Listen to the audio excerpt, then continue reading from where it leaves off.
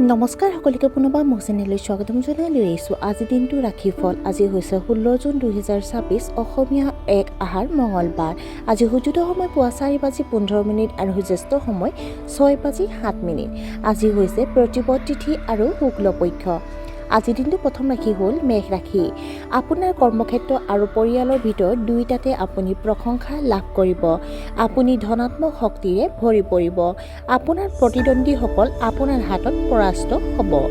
আনন্দদায়ক খবৰ পোৱাৰ পিছত আপুনি অতিশয় আনন্দিত হ'ব। আপোনাৰ বৈবাহিক সম্পৰ্কত সন্তুষ্টিৰ ভাৱ বাঢ়িব। বৃষ ৰাশি। আপুনি আপোনাৰ ঘৰৰ কাম কাজত যথেষ্ট ব্যস্ত হৈ থাকিব। শ্বেয়াৰ বজাৰত বৃহৎ বিনিয়োগ কৰাৰ সময়ত সাৱধান হ'ব লাগে, কিয়নো আৰ্থিক লোকচানৰ আশংকা আছে। ঘৰত থকা বৈদ্যুতিক সঁজুলিবোৰ বেয়া হ'ব পাৰে। আপোনাৰ সন্তানৰ কেৰিয়াৰৰ সন্দৰ্ভত আপুনি কিছু মানসিক চাপৰ সন্মুখীন হ'ব পাৰে। মিছা কথা ক'লে আপোনাৰ বিশ্বাসযোগ্যতা বিপন্ন হ'ব পাৰে। মিথুন ৰাশি।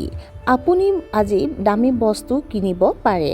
আপোনাৰ কামৰ বোজা লঘু হ'ব। গুৰুত্বপূৰ্ণ কামবোৰ স্থিৰ গতিৰে সম্পূৰ্ণ হ'ব।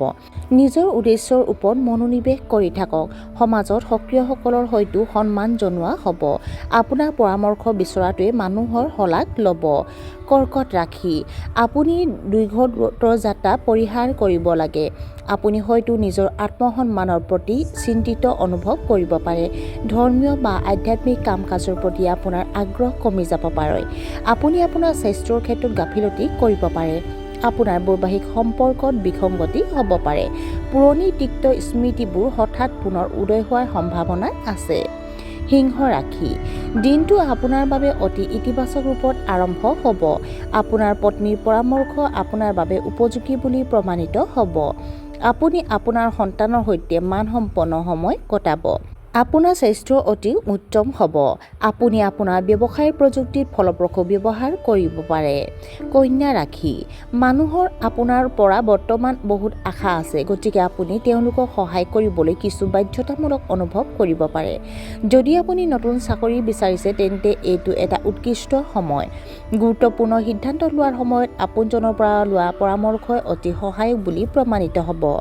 আপুনি মাল্টিটাস্কিং এৰাই চলিব লাগে। তুলা ৰাশি। ৰাজনীতিৰ লগত জড়িতসকলে সুনাম হেৰুৱাব পাৰে। কৰ্মৰত পেছাদাৰীসকলে নিজৰ কামত মনোনিৱেশ কৰাত অসুবিধা পাব পাৰে। সামান্য কথাত বেছি গুৰুত্ব নিদিব।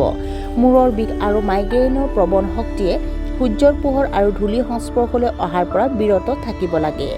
আপুনি হয়তো শেষত আপোনাৰ খং ল'ৰা-ছোৱালীৰ ওপৰত জাৰি দিব পাৰে। বৃশ্চিক ৰাশি। আপুনি অভাৱনীয় আৰ্থিক লাভৰ সন্মুখীন হ'ব পাৰে।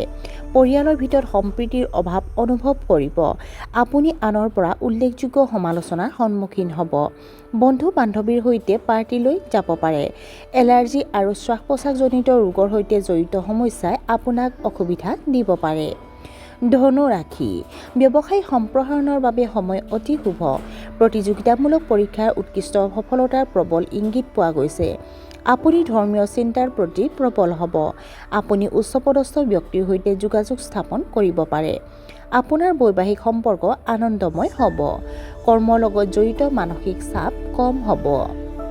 মকৰ ৰাশি। আপুনি সুষম আচৰণ বজাই ৰাখিব লাগে। আনৰ পৰা বেছি মতামত বিচৰাৰ পৰা বিৰত থাকক। পৰিয়ালৰ সদস্যৰ লগত বজাৰ কৰিবলৈ যাব পাৰে। জ্যেষ্ঠসকলে আপোনাৰ ওপৰত কম আস্থা ৰাখিব পাৰে। অতীতৰ অভিজ্ঞতাৰ পৰা আপুনি উপকৃত হ'ব। কুম্ভ ৰাশি। কোনোবা বিশিষ্ট কোম্পানীত চাকৰি পাব পাৰে।